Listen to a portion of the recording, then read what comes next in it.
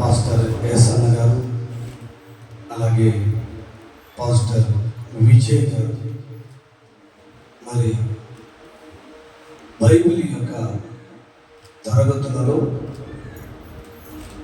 వారు బైబిల్ను కూర్చున్నటువంటి జ్ఞానమును పొందుకొని దేవుని యొక్క సన్నిధిలో పట్టభద్రులై రెవరెండ్ అనబడుతున్నటువంటి ఆ సర్టిఫికెట్ను దేవుని యొక్క సన్నిధానంలో పొందుకొని ఈ రోజున మన మధ్యలో చక్కని యాజక వస్త్రాలు ధరించి చూడముచ్చటగా కనబడుతూ ఈరోజు మన మధ్యలో నిలిచి ఉన్నారు ఈ దైవ సేవకులు. దేవుడు విశ్వాస జీవితంలో నుంచి ఆ తర్వాత సువార్థికులుగా, ఆ తర్వాత దేవుని సేవకులుగా, కాపురులుగా వారు వచ్చి ఈ ప్రాంతంలో బలిపీఠం అని అనబడుతున్నటువంటి ఈ మందిరం యొక్క విధానాలను స్థాపించి ఈ రోజులుగా మన మధ్యలో కనబడుతూ ఉన్నారంటే వారు ఎంతగానో నలిగిపోయారు. దేవుని సన్నిధానంలో మొదటిగా మనకు రాయే కనబడుతుంది. దాని ఉలి సుత్తే వాడిన తర్వాత శిల్పకారుడు అది ఒక అందమైనటువంటి బొమ్మగా తయారైపోయి చక్కగా దానికి రంగులు రాసి అలంకరింపజేస్తే ఆహా ఏమి చక్కగా ఉందని చూసి సంతోషిస్తారు. నిజంగా ఆ ప్రతిమ, ఆ రాయి అంతగా అలంకరించబడ్డానికి ముందుగా ఎంతో నలగొట్టబడింది. సుత్తెతో కూర్చొని ఎంతగానో నలగొట్టబడుతూ వచ్చింది. మరి రోజున దేవుని యొక్క సన్నిధానంలో ఈ స్థితిలో నేను చూడడం, ప్రభు యొక్క సన్నిధానంలో ఎంతగానో ప్రభుని స్తుతించి మహిమపరుస్తూ వారిని అభినందిస్తూ ఆశీర్వదిస్తూ ఉన్నారు దేవుని సేవకుడిగా. ఈ బలిపీఠం ప్రార్థన ఈ ఒక కృతజ్ఞతకు కొడుకు వచ్చిన దేవుని యొక్క సేవకులు సామ్యాలన్న గారు కానీ, ప్రకాష్ అన్న గారు కానీ, అయ్యగారి పేరు జాన్ గారు, జయన్న గారు, పాస్టర్ జయన్న గారు, అందరూ వీరికి నా హృదయపూర్వకమైనటువంటి వందనాలు. బలిపీఠం విశ్వాసులకు అందరికీ మీకు నా హృదయపూర్వకమైన వందనాలు. అందరూ ఒకసారి చెప్తాం, హల్లెలూయా హల్లెలూయా. మరి ఈ సంఘములో నేను పరమారులుగా వచ్చి దేవుని యొక్క వాక్యాన్ని పంచుకొని దేవుని యొక్క సన్నిధానంలో మరి అనేక విషయాలు మాట్లాడడం జరుగుతూ వచ్చింది. నేను ఒకటే చెబుతాను, ఇంత ప్రసంగాలు ఉండవు. దేవుని సేవకులు పడుచున్న ప్రయాసను మొట్టమొదటిగా దేవుని సన్నిధానంలో సంఘము గుర్తించగలగాలి. హల్లెలూయా. ఈ రోజున వాళ్ళు అభిషేకించబడి ప్రతిష్ఠిత వస్త్రాలను ధరించి మన ఎదుట నిలిచి ఉన్నారు.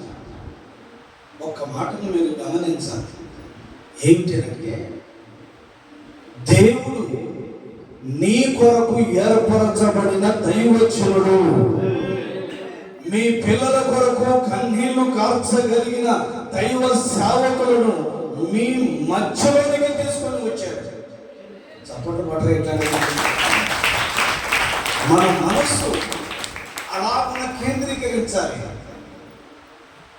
చీకటిలో ఉన్న మీ కుటుంబాలను, చీకటిలో జీవించుచున్న మీ జీవితాలకు దేవుని వెలుగులోనికి నడిపించి చీకటి క్రియలను తొలగింపజేసి ఆయన సన్నిధానంలో వెలుగుమయములో నడిపించి వెలుగుతో ప్రజ్వలింపబడుచున్న ఆ పరలోక రాజ్యానికి మిమ్మల్ని తీసుకొని వెళ్ళడానికి దేవుడు అభిషేకించిన దైవ సేవకులు, దేవుడు ఏర్పరచుకున్నటువంటి ఆయన పాత్రలు మీరు. అది నువ్వు ఎప్పుడైతే ఆ అభిషేకాన్ని, ఆ యొక్క విధానాన్ని నువ్వు గమనించగలుగుతావో ఏం చేస్తావంటే సేవకులను ఫాలో అయ్యి నడిపించబడతావు. హల్లెలూయా, హల్లెలూయా. దేవుడు డైరెక్ట్ గా దిగి వచ్చాడు. యేసయ్య నీ కొరకు నా కొరకు రక్తాన్ని చిందించాడు. నీ పాపములను నా పాపములను కడిగి వేసి పరిశుద్ధపరిచి ఆయన శిలువలో మరణించి సమాధి చేయబడి 3వ దినమున మృత్యుంజయుడుగా తిరిగి లేచిన ఏకైక దేవుడు, ఆయన పేరు నజరేయుడైన యేసు. ఆయన త్వరగా రాబోతున్నాడు. ఆయన రాజ్యాన్ని కట్టుతూ వచ్చాడు. ఆయన కట్టి సంపూర్ణం చేసి దిగి వస్తాడు. ఆయన ఎందుకు వస్తాడంటే నిన్ను తీసుకొని వెళ్ళడానికి, మమ్మల్ని తీసుకొని వెళ్ళడానికి. కానీ డైరెక్ట్గా ఆయన వచ్చి మిమ్మల్ని సిద్ధపరచుకోకుండా ఇదిగో ఇలాంటి దైవ సేవకులను తీసుకొని వచ్చి మీ కొరకు నియమించాడు. ఆమేన్. వారేదో ఇంటి దగ్గర జాబులు చేసుకుంటేనో, ఏదైనా ఒక ఫ్యాక్టరీలోనో ఒక కంపెనీలో పని చేసుకుంటే ప్రశాంతంగా ఎవరిని ఒక్క రూపాయి అర్చించకుండా వాళ్ళు దేవుని కుటుంబాలు, వాళ్ళకి ఇచ్చిన కుటుంబాలను, పిల్లలను బ్రహ్మాండంగా పోషించుకోనగలరు. అర్థమవుతుందా? తినడానికో బ్రతకటానికో వచ్చినటువంటి సేవ విధానము కాదు ఇది. ఆత్మలే దేవుని యొక్క రాజ్యములకు సిద్ధపరచాలి. హల్లెలూయా. నిజంగా దేవుని యొక్క సేవకుని యొక్క పరిస్థితి ఎలా ఉంటుందో తెలుసా మీకు? నలిగిపోతారండి. రాత్రులు దేవుని సన్నిధానానికి మొదలుపెడతారు. ఒక్క విశ్వాసికి బాగలేదని అంటే ప్రభు సన్నిధానంలో మోకరించి ఉపవాసాలు వాళ్ళ కొరకు మొరపెట్టి ప్రార్థన చేస్తారు. ఏమనుకుంటున్నావు సేవకుడంటే? నీ బంధువులు నీ కొరకు రక్తం కన్నీరు కారుస్తున్నారా? నీ బంధువులు నువ్వు బాగుపడుతూ ఉంటే వాడు బాగుపడతాడు, ఏదో రకంగా వాళ్ళు పాడు చేయాలి, వాళ్ళని నాశనం చేయాలని చూస్తారు. కానీ దేవుని సేవకులు కన్నీళ్లతో నీ కుటుంబాన్ని కట్టగలుగుతున్నారు. దేవుని సేవకులు లేకపోతే నీకు బ్రతుకు లేదు, జీవితం లేదు. అలాంటి దైవ సేవకులను దేవుడు మీ మధ్యలో నిలబెట్టి నడిపిస్తున్నాడే, అది దేవుడి యొక్క మిమ్మల్ని ప్రేమించి మిమ్మల్ని ఎంతగానో దేవుడు అత్యున్నతమైనటువంటి ఆయన ప్రేమతో మిమ్మల్ని ప్రేమించి ఇలాంటి దైవ సేవకులను తీసుకొని వచ్చి మీ మధ్యలో నిలవబెట్టారు. చులకనగా చూసావో నువ్వు చులకనమైపోతావు, హేళన చేసావో నీవు హేళన అయిపోతావు. ఎందుకో తెలుసిన? వారు అభిషేకం పొందినటువంటి వారు.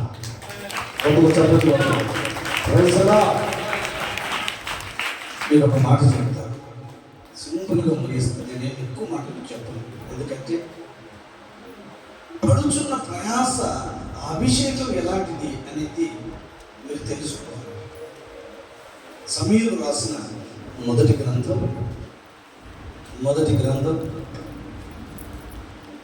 16వ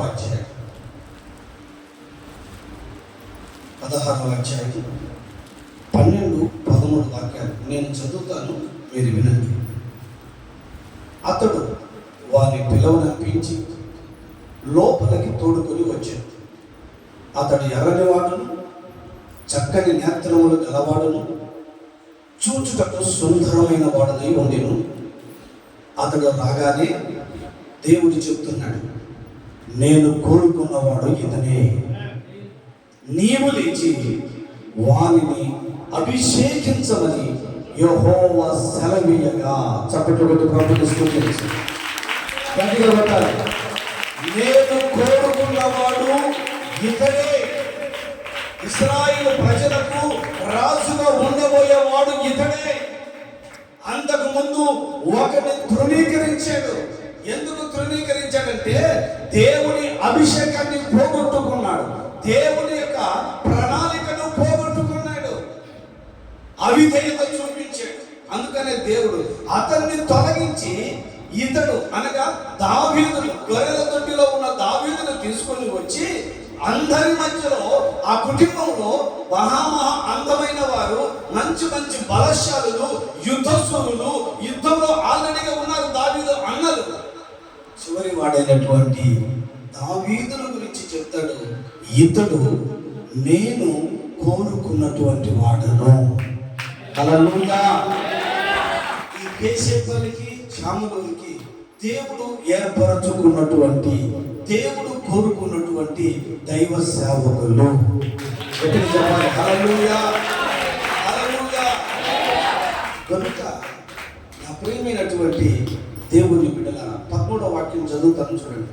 సమూయేలు తైలపు కొమ్మును తీసి వాని సహోదరుల ఎదుట వానికి అభిషేకము చేసెను. నాట నుండి యెహోవా ఆత్మ దావీదు మీదికి బలముగా దిగి వచ్చెను. హల్లెలూయా. దావీదు మీదికి దేవుని యొక్క ఆత్మ రాజుగా ఎప్పుడైతే అభిషేకమును పొందాడో, ఎప్పుడైతే ఆ అభిషేకములో ఈయన నిలిచాడో, వెంటనే జరిగినది ఏంటో తెలుసా? ఆయన మీద ఆ రోజు నుండి, ఆనాటి నుండి దేవుని ఆత్మ బలముగా దిగి వచ్చాడు. హల్లెలూయా. దేవుని ఆత్మ దిగి వచ్చింది. అందుకని నా ప్రియమైనటువంటి దేవుని బిడ్డలారా, దేవుని యొక్క సేవకులు పాస్టర్లను ఒక రెవరెండ్ గానో లేకపోతే ఒక పాస్టర్లుగా అభిషేకించబడేటప్పుడు, వారిని ప్రతిష్ఠించేటప్పుడు నూనె తీసుకొని వారి తల మీద పోసి వారిని అభిషేకిస్తారు. ఇది పరిశుద్ధాత్మునికి సాదృశ్యము. అలాగనే సేవలో నూతనముగా కొనసాగించబడుటకు సాదృశ్యంగా చెప్పబడుతూ ఉన్నది. ఒక నూతన మనస్సు సేవలో ఒక ఉజ్జీవకరంగా ముందుకు కొనసాగించబడడానికే ఈ తైలాభిషేకము. హల్లెలూయా. ఈ అభిషేకము పొందుకున్న తర్వాత దావీదు ఏం చేసాడో తెలుసా? నా ప్రియమైన దేవుని బిడ్డలారా, ఎలుగు బంటిని చంపుతూ వచ్చాడు. రెండవదిగా సింహాన్ని చంపాడు. ఎలుగుబంటిని చంపిన బలం వేరు, సింహాన్ని చంపిన బలము వేరు. ఎలుగుబంటి కంటే, సింహాని కంటే అంతకంటే బలమైన వాడు గొలియాతు వచ్చి నిలవబడ్డాడు. దేవుని ఆత్మ ఆనాటి నుండి అతని మీద క్రియ చేస్తున్నది కనుక గొలియాతును చంపుతూ వచ్చాడు. రాజుల తర్వాత రాజులను, రాజ్యాలను చంపుతూ వచ్చాడు. కారణం అభిషేకం. ఆమేన్. నేను అంటాను, ఇలాంటి అభిషేకము పొందిన దైవజనుల మధ్యలో మీరు కొనసాగించబడుతున్నారే, ఆ అభిషేకాన్ని గౌరవించాలి. ప్రజలా, ఆ అభిషేకాన్ని గౌరవించావో దేవుడు నిన్నును, నీ కుటుంబాన్ని, నీ పిల్లలను గౌరవించను కాక. దేవుడు నీవు ప్రతి పనిలో, ప్రతి ఏ పని నువ్వు చేసినా వాటిలో దేవుడు ఏం చేస్తాడంటే నిన్ను ఘనపరుస్తాడు. హల్లెలూయా. అందుకనే ఈ అభిషేకంతో నింపబడిన దావీదు గారు అంటారు కదా, నూనెతో నా తల అంటి ఉన్నాడు. గమనించండి, నా గిన్నె నిండి పొర్లుచున్నది. అభిషేకం అనేది నీ జీవితంలో అది అంతటితో ఆగిపోవద్దు, పొంగి పొర్లును కాక. ఎందుకు చెప్తాం? హల్లెలూయా, హల్లెలూయా. అందుకని నా ప్రియ దేవుని బిడ్డ, దేవుని యొక్క సేవకుడు కన్నీరు విడిచి ప్రభు పాదాల చెంత మోకరిల్లి ప్రార్థన చేస్తూ ఉంటే ఆ ప్రార్థనను ఏకీభవించామనుకో, మొదలే ఈ ప్రార్థనా మందిరం పేరు బలిపీఠం. చక్కగా చెప్పాడన్న దేవుని సేవకులు, బలిపీఠం మీద ఎప్పుడు అగ్ని ఏం చేయాలట? మండుచునే ఉంటుంది.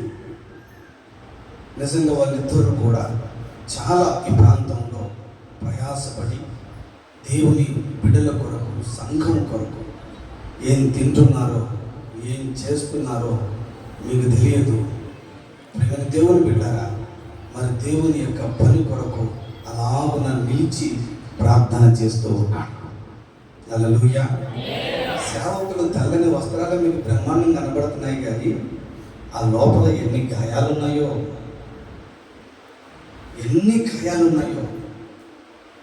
ఎంత బాధలు, ఎన్ని కష్టాలు గుండెల్లో పెట్టుకొని భరించు. మీరైతే వచ్చి బంధువులతో చెప్తారు, స్నేహితులతోనో వచ్చి ఏడ్చి వెళ్ళిపోతారు, కానీ మేము చెప్పుకునే దానికి ఎవరు లేరే. మాకున్నది ఒక్కడే ఆయన. Praise the lord. మాకున్నది ఒక్కడే ఆయన. మీ బాధలు, మా బాధలు ఆయనతో చెప్పుకొని దేవుని సన్నిధానంలో ప్రతిదీ కూడా ఆయన దగ్గర నుంచి పొందుకుంటూ ఉంటూ ఉన్నాం. దేవునికి మహిమ కలుగును గాక. హల్లెలూయా. కనుక నా ప్రియమైన దేవుని బిడ్డలారా, దేవుని సన్నిధానంలో మీరు బాగా గమనించండి. దావీదును అభిషేకించిన తర్వాత సౌలుకు దురాత్మ పట్టింది.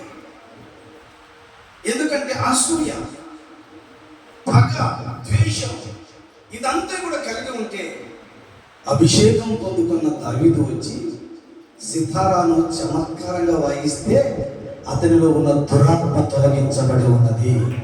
Praise the Lord. గట్టిగా చెప్పండి హల్లెలూయా. అందుకనే 92వ కీర్తన 10వ వాక్యంలో అంటాడు, చదవండి ఎంత చక్కని మాట. ఇది రాస్తున్నది మోషే గారు. చాలా చక్కగా చెబుతాడు ఆయన. ఏమని చదువుతారా? 92వ కీర్తన 10వ వాక్యం. కురుపోతు కొమ్ము వలె నీవు నా కొమ్మును పైకెత్తితివి, క్రొత్త తైలముతో నేను అంటబడి తిని. గట్టిగా చెప్పండి హల్లెలూయా. క్రొత్త తైలముతో అంటబడ్డాడు. తర్వాత అంటాడు, ముందుగా కురుపోతు కొమ్ము వలె నీవు నా కొమ్మును పైకెత్తావు. ఎలా పైకెత్తావయ్యానంటే, క్రొత్త తైలముతో నీవు నన్ను అభిషేకించి ఉన్నావు. Praise the Lord. గట్టిగా చెప్దాం హల్లెలూయా. అప్పుడప్పుడు కొంతమందికి కొమ్ములు వస్తాయి, రావా? డబ్బులు చేతికి వచ్చినప్పుడు ఏమొస్తాయి? కొమ్ములు వస్తాయి. పంట బాగా పండినప్పుడు కొమ్ములు వస్తాయి. ఒకటి కాదు, 2 వస్తాయి. అర్థమవుతుందా? బాగా గమనించి అప్పుడప్పుడు మన వాళ్ళు చెప్తా ఉంటారు, విశ్వాసాలు మాకు వచ్చి, అన్నా ఈ మధ్య వాళ్ళకి బాగా కొమ్ములు వచ్చినాయి అన్నా అని. అంటే కొమ్ములు వచ్చినాయి అంటే అర్థం ఏంటి? కొంచెము పెరిగిపోయింది మనిషికి అని. అయితే ఇది పెరిగిన గర్వం కాదు, ఈయనకి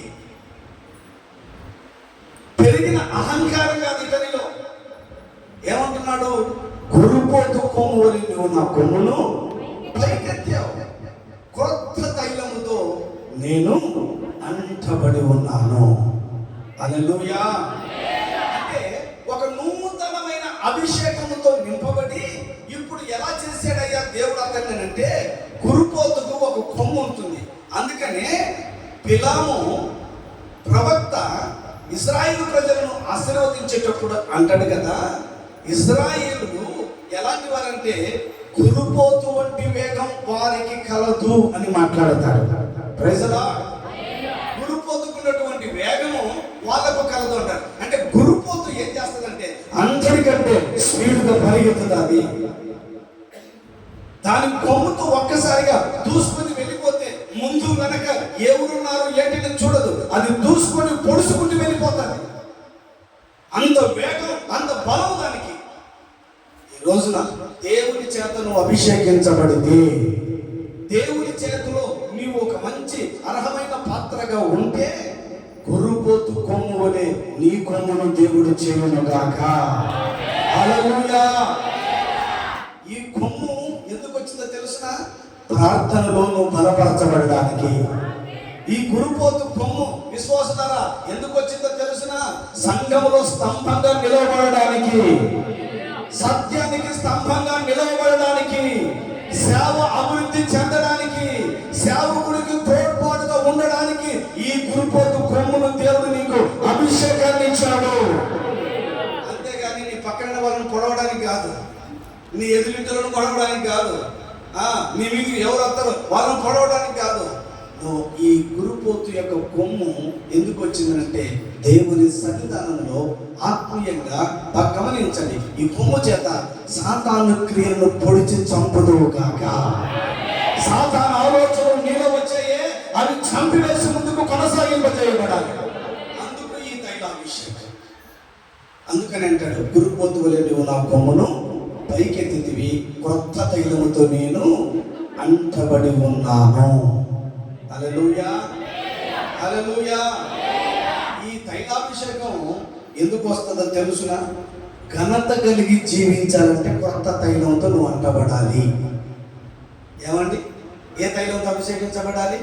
కొత్త తైలం. యేవేలు రాసిన గ్రంథంలో 2వ అధ్యాయంలో 19వ వాక్యంలో ఒక చక్కని మాట రాసి ఉంది. ఏమిటనంటే అక్కడ, నా ప్రియమైనటువంటి దేవుని బిడ్డలారా, చక్కని మాట, అన్య జనులలో అవమానాస్పదముగా చేయక మీరు తృప్తి నొందునంతగా నీకు ధాన్యమును, క్రొత్త ద్రాక్షరసమును, కొత్త తైలమును నేను మీకు పంపించదను. గట్టిగా హల్లెలూయా. అవమానాస్పదముగా చేయక అంటే అర్థం ఏంటంటే ఈ క్రొత్త తైలముతో, ఇప్పుడున్న అభిషేకముతో ఏమవుతుందో తెలుసునా? నీకు ఘనత కలుగునుగాక. ఈ అభిషేకముతో ఈ దైవ సేవకుల యొక్క ఘనతను, దైవ సేవకుల యొక్క ఆధిక్యతను నువ్వు గమనించి చూసి ముందుకు కొనసాగించబడినట్లయితే నీ కొమ్ము కూడా గురుపోతు కొమ్ము వలె అనుగ్రహించబడునుగాక. హల్లెలూయా. నీకు క్రొత్త ధాన్యమును, క్రొత్త ద్రాక్షరసమును, క్రొత్త తైలమును ఆయన పంపించేది ఎందుకంటే నువ్వు ఘనత కలిగి జీవించాలి. నీ పిల్లలు ఘనత కలిగి జీవించాలి. నీ పాడి పంటలు, నీ పొలములు, అన్ని విషయాలు కూడా ఘనత కలిగి జీవించుదువుగాక. హెబ్రీయులకు రాసిన పత్రిక 1:9 రాయబడి ఉంది, నీతిని ప్రేమించి దుర్నీతిని ఎవరైతే ద్వేషిస్తారో వాళ్ళనట దేవుడు ఆనంద తైలముతో అభిషేకించుచున్నాడు. హల్లెలూయా. దేవుడు ఏ తైలంతో అభిషేకించాడంటే ఇప్పుడు ఆనంద తైలముతో. ఈ ఆనంద తైలముతో ఎందుకు? ఎల్లప్పుడూ నువ్వు దేవుని సన్నిధానంలో ఆనందంగా, సంతోషంగా జీవించి ఆయన సన్నిధానంలో జీవించుదువుగాక. హల్లెలూయా, హల్లెలూయా. మొట్టమొదటిగా నీవు హెచ్చించబడుటకు, బాగా గమనించండి, ఆత్మీయ జీవితంలో ముందుకు కొనసాగించబడుటకు క్రొత్త తైలముతో దేవుడు నిన్ను అభిషేకించాడు. రెండవదిగా నీకు అవమానమును దూరం చేసి ఘనతను, మహిమను, ప్రభావమును నీకు ఇచ్చుటకు ఆయన క్రొత్త తైలమును నీకు పంపిస్తూ ఉన్నాడు. మూడవదిగా ఆనంద తైలముతో నిన్ను అభిషేకిస్తాడు. ఎప్పుడు? దుర్నీతిని, అసూయను, పగను ఇవన్నీ కూడా ప్రక్కన పెట్టి దేవుని సన్నిధానంలో ఎప్పుడైతే నీతిని ప్రేమిస్తావో ఆనంద తైలముతో వచ్చిన ప్రతి ఒక్కరిని అభిషేకించి నీ కుటుంబంలో, నీ పిల్లల విషయంలో ఎల్లప్పుడూ ఆనందముతో వర్ధిల్లుదువుగాక, సంతోషముతో జీవించుదువుగాక. దేవుడి మాటలను దీవించునుగాక.